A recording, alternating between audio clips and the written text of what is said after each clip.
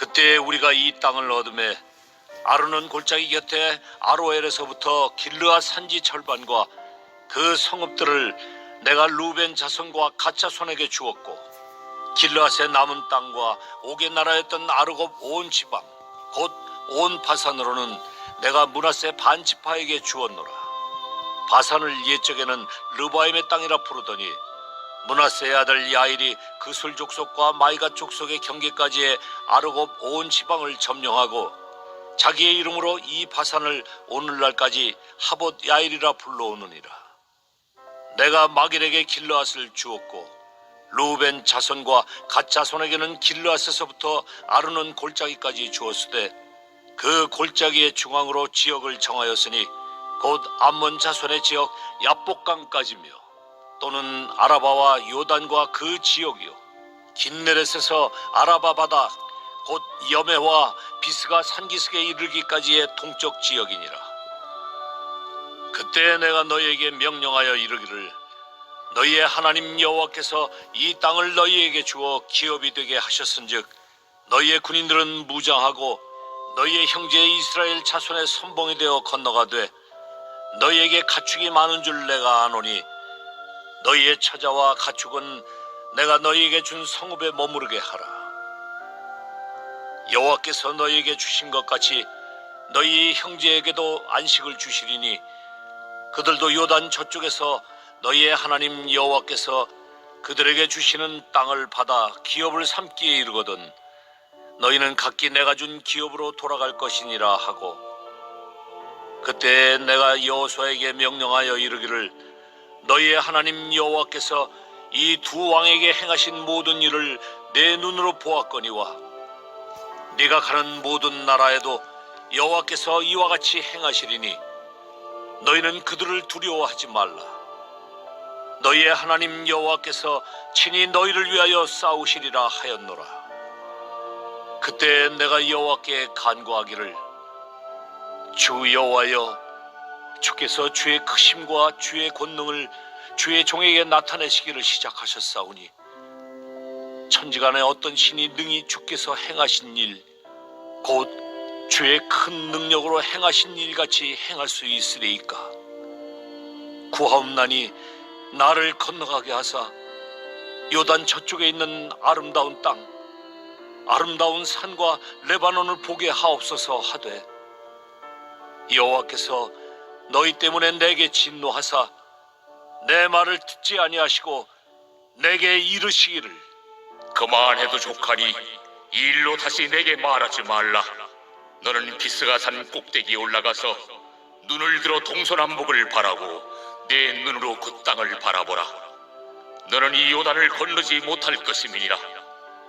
너는 여호수아에게 명령하고 그를 담대하게 하며 그를 강하게 하라.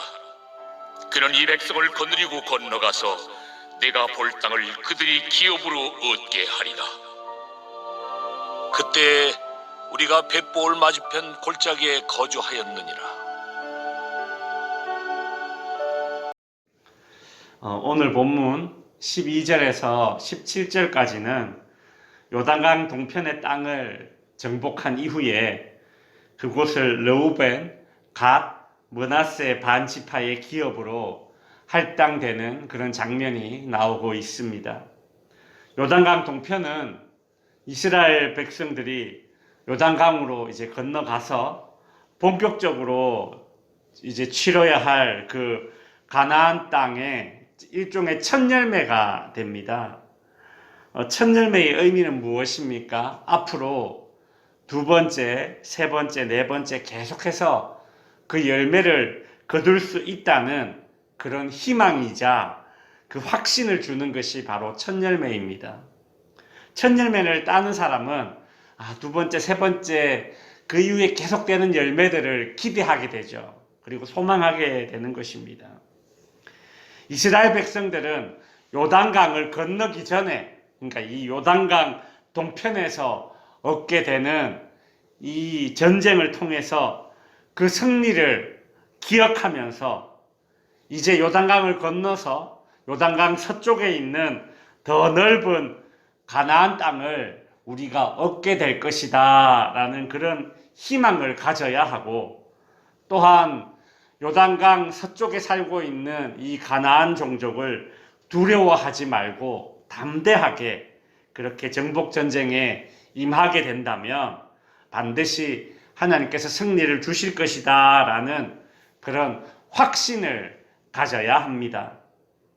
하나님께서 이스라엘 백성들에게 요단 동편의 땅을 가나안의 첫 열매로 주셔서 희망과 확신을 가지게 해주셨듯이 오늘도 하나님은 당신의 백성들에게 첫 열매를 주십니다. 우리가 하나님께 받은 첫 열매는 무엇입니까? 바울은 고린도전서 15장 20절에서 이런 말을 했습니다. 이제 그리스도께서 죽은 자 가운데서 다시 살아나사 잠자는 자들의 첫 열매가 되셨도다.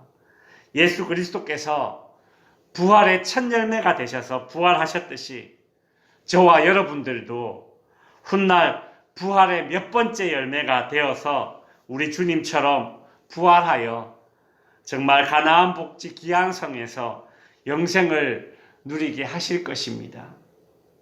요단 동편 땅을 기업으로 받게 된 이 르우벤, 갓, 그리고 므낫세 반지파에게는 의무도 함께 주어졌습니다. 18절 후반부에 보시면 너희의 군인들은 무장하고 너희의 형제 이스라엘 자손의 선봉이 되어 건너가라. 먼저 기업을 얻은 자들에게는 주어진 의무가 있습니다.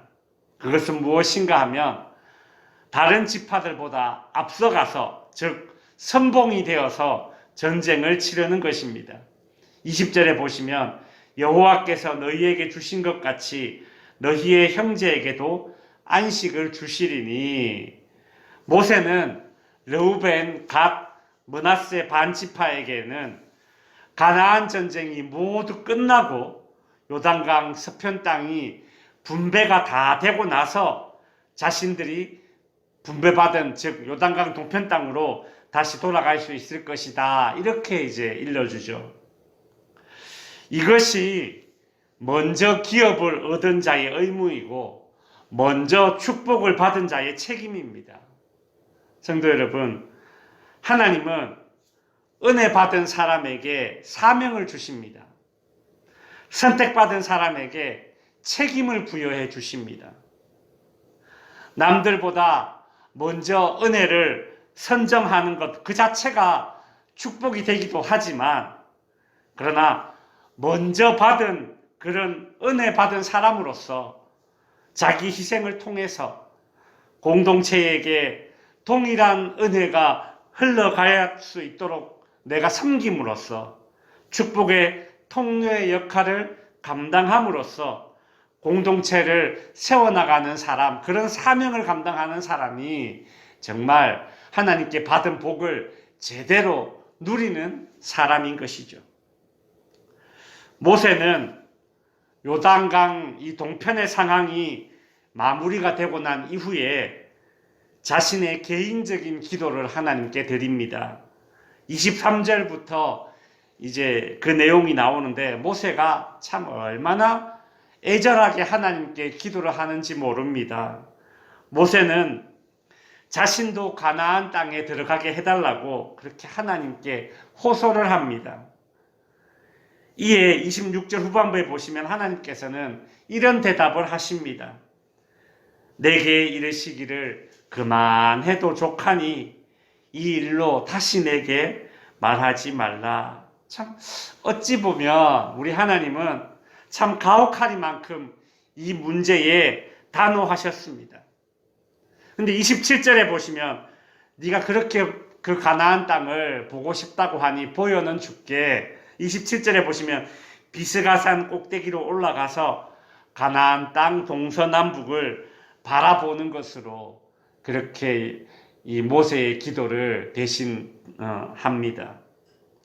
모세는 하나님의 명령에 불순종했던 출애굽 1세대들을 상징하는 인물로서 그가 가나안 땅에 들어가지 못하게 됨으로써 출애굽 2세대들에게 오직 가나안 땅은 순종하는 자들에게 주어질 것이다 라는 그런 분명한 교훈을 보여주는 일종의 시청각으로서의 사명, 시청각으로서의 삶을 마무리하게 되는 것입니다. 이제 말씀을 정리하겠습니다. 요단 동편을 먼저 기업으로 얻게 된 이 르우벤 지파, 갓 지파, 므낫세 반 지파는 나머지 지파들보다 앞서서 전쟁의 선봉에 서야 하는 사명이 있었습니다.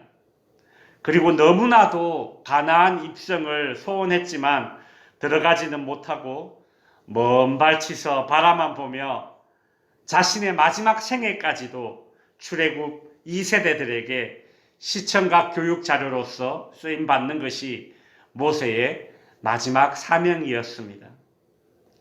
세상적인 기준이라면 르우벤, 갓, 므낫세 반지파는 자신이 원하는 것, 요단강 동편을 얻었으니까 복받았다라고 할 수 있을 것이고, 모세는 의무만 있었을 뿐 원하는 것을 얻지 못했으니 복받았다 말할 수 없을 것입니다. 그러나 아닙니다. 르우벤, 갓, 므낫세 반지파 그리고 모세의 공통점은 그들 각자의 위치에서 하나님께로부터 사명을 받았다는 것입니다. 성도 여러분, 때론 서글퍼 보일 수도 있고 인간적으로 안타까워 보일 수도 있어도 사명받은 것이 복입니다. 사명받은 것이 복입니다. 구약에서는 모세가 그랬고 신약에서는 바울이 그랬던 것입니다.